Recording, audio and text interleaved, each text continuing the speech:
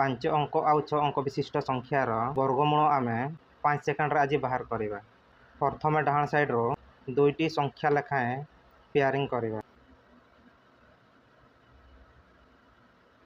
Fast pair देखिबा 25 अच्छे 25 5 रो वर्ग डाहाण साइड रे लिखिबा 5।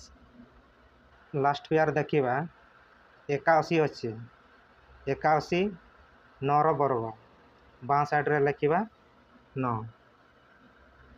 किंतु मझिरे 0 लिखिबा नाही।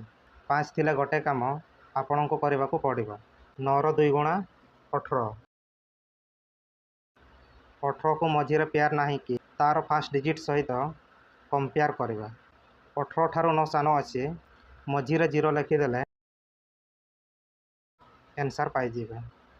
आपण मानन को पई कमेंट वर्क रहिला एहारो आंसर कमेंट बॉक्स रे कमेंट करो।